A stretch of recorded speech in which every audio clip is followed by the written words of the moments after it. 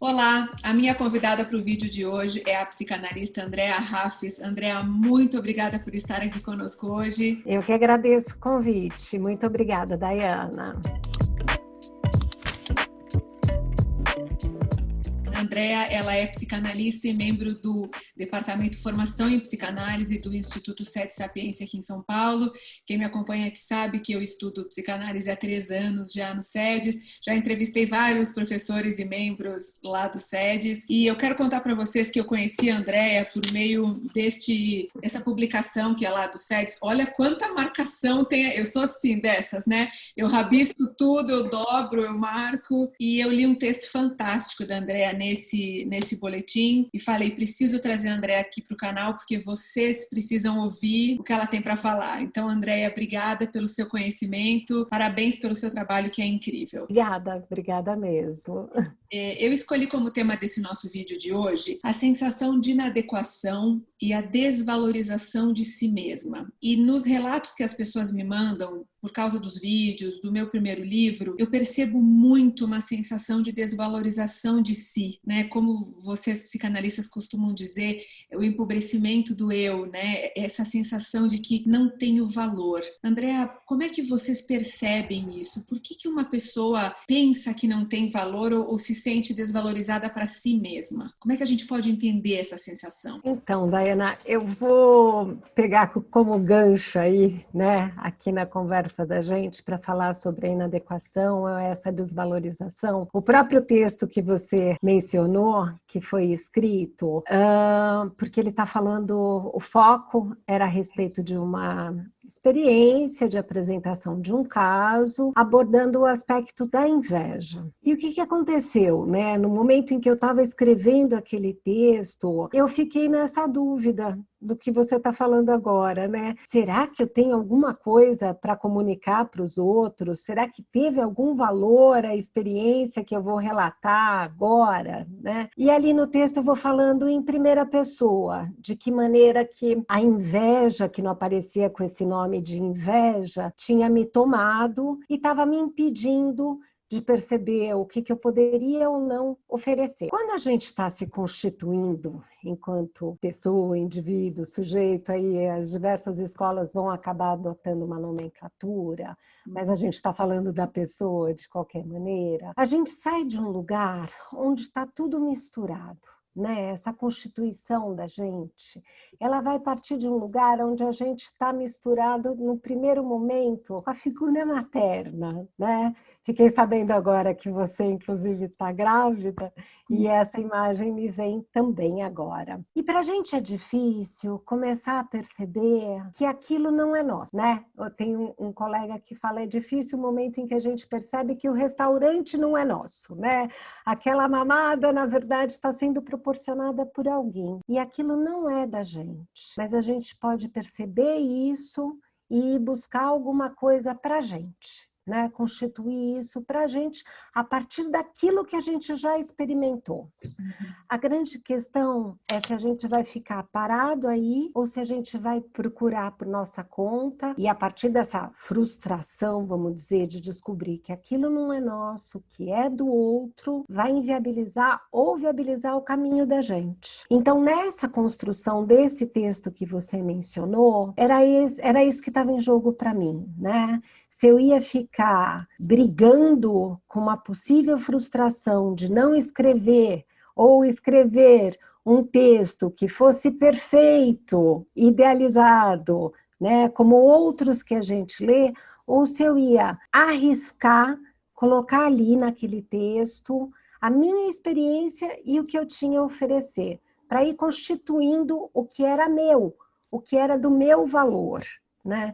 Então, eu acho que hoje é interessante porque o seu canal chama Eu Vejo. Né? A gente está muito nessa posição de quem fica para o outro, né? Olhando o que é do outro e às vezes não consegue perceber o que é da gente e pode ficar parado só nesse olhar do que o outro tem e eu não tenho. E a inveja ela não vai trabalhar com a ideia, aí estou pegando o conceito mais dentro da psicanálise, né? Não é que eu vou querer o que o outro tem, eu vou querer que ele não tenha, porque assim ninguém tem nada, né? É um movimento da potência que a gente possui enquanto indivíduo, de ou permanecer nesse lugar paralisado, ou até de destruição, que seria de tirar do outro, já que eu também não tenho, ao invés de poder seguir para um caminho de criação, de criatividade, de construção. Então, quando a gente fica muito paralisado nesse olhar para fora, para o outro, para o que não é da gente, fica difícil da gente poder perceber e ir constituindo as coisas que a gente tem, né? O que tem valor, o que a gente também pode oferecer, né? O que é essa troca, a experiência desse encontro, como a gente está aqui hoje, né? Eu não te conhecia, eu não sabia o que ia acontecer, mas eu tinha que me arriscar para poder experimentar e ver o que vai trazer para mim esse encontro e o que vai trazer para você. Então, a desvalorização, ela diz respeito a essa paralisia, quando você fica parado só no que é do outro e não consegue justamente perceber o que é seu, o que você também tem para oferecer. Eu gosto desse verbo, oferecer a partir, inclusive, do que você já experimentou do outro e ser grato por aquilo que você recebeu, sem ter que destruir, mas servir, mas que aquilo possa servir para você como uma referência para você também poder construir o seu caminho em busca da sua história, da sua constituição, né? André, as frases que eu mais recebo são me sinto um fracasso e a todo momento me sinto inferior aos outros. E aí, de novo, tem a palavra os outros. Então, assim, a pessoa que se coloca nessa posição de sentir-se um fracasso inferior é porque ela está sempre se comparando com o que o outro tem e sempre olhando só para o que ela não tem. Eu acho complexo, que é bastante complexo, e é complexo porque realmente não vai ter uma regra, né? Para cada pessoa, esse caminho que eu estava falando, né, das primeiras frustrações, de qual a capacidade de lidar com isso, qual a tolerância ou não, vai ser vivida, experimentada de uma maneira, né? E ao longo da vida, pontos vazios, buracos que ficaram em determinado momento, eles podem ser trazidos para a experiência atual, né? Então, quando você, às vezes, está vivendo alguma coisa e você fica, às vezes, maravilhado pela experiência que você está vivendo com o outro e não pode desfrutar daquilo, né? Por quê? Porque você não consegue enxergar o que também pode ter em você, né? Para poder fazer uma troca. É como se tivesse que ficar ainda misturado e o outro não ter o distanciamento para você perceber o que é do outro sem que isso esteja te afetando no sentido de atacar você mesmo, né? A gente sente essas coisas, né? A gente inveja o outro, a gente quer coisas, mas aí tem a ambição, que a gente também pode buscar, e a ambição aí vai entrar toda uma questão de uma visão moralista, talvez, né? Não da gente poder simplesmente olhar o outro e experimentar aquilo que a gente está vivendo com o outro, mas a gente julgar.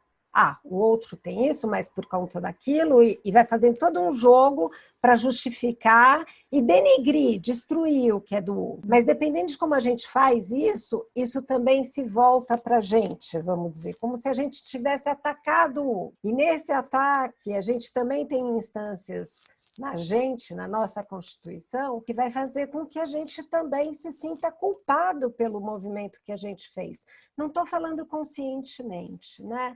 A gente pode pensar como algo que vai acontecendo do mesmo jeito que a gente respira e não percebe que está respirando, a gente faz esses movimentos de introjeção, projeção de coisas que vão acontecendo dentro do mundo interno da gente. E aí vem o aspecto do fracasso. Como se você precisasse se atacar pelo que você também fez. Então. A Melanie Klein fala do poder de destruição da inveja, né? E até tem um trecho que você citou nesse texto, eu usei no meu livro também, do livro dela, Inveja e Gratidão, ela fala do poder de destruição. Então, muitas vezes, a gente está, digamos assim, destruindo algumas possibilidades na nossa vida, é por causa disso que a gente nem percebe que faz, que é esse desejo de, eu queria tanto aquilo que o outro tem, mas já que eu não tenho, eu quero que ele não tenha também, para eu não sofrer, e a gente fica nisso, e isso vai nos afastando de criar coisas, de vivenciar prazeres, de tão aprisionado que a gente fica nisso. Esse é o grande risco, né? Da gente ficar paralisado, ao invés de ir atrás do desejo da gente e reconhecer o que falta na gente, né? E que possivelmente tem no outro, mas aquilo poderia servir de inspiração para a gente, né? Para a gente buscar. A gente fica paralisado por conta talvez desse movimento, na hora que a gente vê o outro, a gente não percebe que também ataca e aquilo desperta também um sentimento de culpa. Eu estou falando tudo mais de uma forma genérica, não tão técnica, né? Acho que é o que é interessante aqui nesse momento na conversa da gente. Porque o que a gente sente daqui a pouco você se pega sentindo inveja, você não quer sentir isso, porque a gente entende a inveja como um sentimento horroroso e admitir, meu Deus, eu estou sentindo inveja, eu não posso. Aí você se culpa, você se pune, e quando, na verdade, o seu texto me mostrou, e tudo que eu venho estudando, porque eu falo bastante de inveja e do impacto da inveja na minha vida, no meu livro novo, eu percebi que a inveja está no ser humano. Ela é quase impossível uma pessoa não sentir inveja em algum momento da vida dela, ou em várias situações, mas a gente sempre tenta negar, né? A gente tenta, Andréia, fingir que não está acontecendo. Não, eu não. Invejoso é o outro, eu não. Então, por isso que eu acho que entra o aspecto do que eu estava chamando de moral aí, né? Ao invés da gente poder conhecer o que está acontecendo, seja com a gente, seja com o outro, né? Seja em termos de sentimentos, a gente julga, a gente vai, olha, eu estou sentindo inveja, que horror, né? Isso não é bom, isso é ruim. Não, a gente não consegue conhecer que eu estou falando é entrar em contato, né? Para conhecer, do mesmo jeito que a gente conhece alguém que é alto, baixo, e você não vai fazer um juízo moral a respeito disso, né? Você só está vendo, e aí sim, o ver, ele ganha um outro sentido, né? O sentido de conhecer, e não de moralizar e muito menos destruir. E eu acho que quando a gente se permite conhecer a inveja que a gente sente, o ódio, o ressentimento, a agressividade, isso nos ajuda a elaborar isso, a entender. E quando a gente nega, eu penso que é mais difícil, porque aquilo vai ficar remoendo ali, não vai embora sozinho, né? Então, a gente costuma falar que a gente vai enfiando tudo para debaixo do tapete, né? Só que chega uma hora que isso não dá conta, o tapete não dá, já está muito alto e vaza, né? Vaza de alguma maneira que aí a gente não controla, né? Então, é importante a gente poder conhecer para a gente poder transformar. Então, saber por que aquilo está incomodando e de que maneira que a gente vai lidar com isso e descobrir a capacidade da gente, né? A gente fala da capacidade de pensar, mas não o pensar intelectual, né? É o pensar no sentido de que, não gostei disso, né? As coisas não saíram do jeito que eu queria. O que eu vou fazer com isso? Eu vou tolerar para conseguir criar alguma coisa a partir disso e experimentar uma coisa nova, ou eu vou ficar paralisado, ou às vezes só atuar, né? Ser violento, é isso que a gente estava falando, né? Deixa escapar alguma coisa porque não conseguiu dar uma nova forma para isso. Quando a gente fala de transformação, às vezes não é nem uma questão de mudança. Aí, Daiana, eu acho que é interessante que quando a gente está fazendo todo o trabalho de análise, de conhecimento de si mesmo e a possibilidade de entrar em contato com a realidade, é quando a gente está tentando dar ainda um primeiro contorno para as coisas que ainda estão dispersas, fragmentadas, ainda não podem ter um contorno para a gente saber aonde vai colocar e de que maneira vai lidar com isso, né? E as emoções, elas estão nesse campo. Por isso que eu acho que não cabe a gente julgar as emoções, né? É interessante a gente poder conhecer as emoções, experimentar as emoções, para ao invés de simplesmente atuar, né, as emoções, a gente conseguir criar alguma coisa a partir delas e constituir o valor da gente. Uhum. Acho que isso vai para o campo da valorização, né?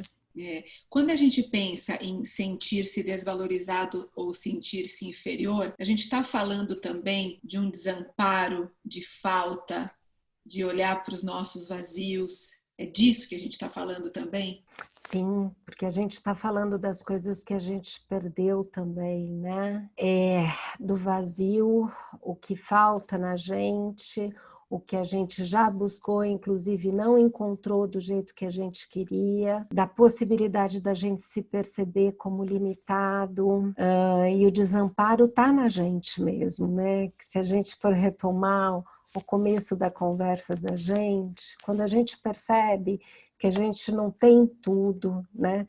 Que está sendo provido por outro, de que maneira que esse outro está entrando na gente, que ele não vai atacar e a gente não vai invadir e a gente vai conseguir constituir uma proteção e fazer uma troca e conseguir perder alguma coisa que esse outro ofereceu para a gente. Isso tudo é muito delicado, né? E envolve, acho que agora está me vindo de uma maneira mais acentuada agora, né, na conversa da gente, a própria questão da gente poder tolerar as perdas, né? De conseguir, e faz parte do processo dessa constituição da gente, né? Eterna. Que para as pessoas que estão ouvindo a gente estão se identificando com isso, né? Porque quando a gente fala de vazio, de desamparo, de não conquistar todos os nossos sonhos, de chegar numa certa idade e ver que tudo aquilo que você sonhou talvez você não alcançou e talvez certas coisas a gente nunca alcance, né? Como é difícil se ver nessa posição, mas como todos nós vamos estar nessa posição. Porque ninguém conquista tudo que deseja, nunca a gente está preenchido e pleno, né? Como Freud fala, o sentimento oceânico. A gente nunca vai ter o oceano inteiro para nos preencher de alegria e de plenitude. Então, André, um caminho para a gente conseguir pensar diferente sobre isso é entender isso, que nunca vamos ter tudo o que desejamos, fracassos e faltas sempre vão fazer parte da vida. Sim, o mais interessante é a busca, né, Daiana? A plenitude, enfim, a plenitude, você falou do sentimento oceânico e me vem, na verdade, quando tudo acaba, né? Então, eu sou pleno, acabou, né? E a gente está falando de vida, né? A gente está falando de construção. Então, quando a gente está nesse campo, a gente precisa estar contando que sempre falte alguma coisa para a gente poder buscar, ir atrás e construir e ir tolerando o que não foi possível ainda e nem sabe se um dia vai ser possível. E a capacidade da gente não saber o que vai ser ainda, né? A gente está indo buscar, mas o que vai chegar, né? Aí entra muito, eu acho que hoje, e acho que inclusive no contexto dos distúrbios alimentares, que vocês também lidam muito, a questão da idealização, né? A idealização, essa perfeição, e a idealização ela acaba servindo também como uma forma da gente se defender da realidade, né? Se defender das perdas e parar, né? Não ir atrás do que é possível. Eu acho que é isso, a gente tem cada vez mais ir saboreando o que está sendo possível, ao invés de lamentar ou deixar de degustar, porque se não for o prato todo, não está bom. Né? Andréa, muito obrigada. Muito obrigada. Quero te agradecer muito pela oportunidade, pelo seu conhecimento. Então, para você que ficou curioso para ler o texto que a gente está falando, eu vou deixar aqui na descrição o link do texto. Andréa, muito obrigada. Quero agradecer a todos vocês que acompanharam e até o próximo vídeo na semana que vem. Tchau. Obrigada. Eu que agradeço. Mais uma vez. Tchau, tchau. Obrigada.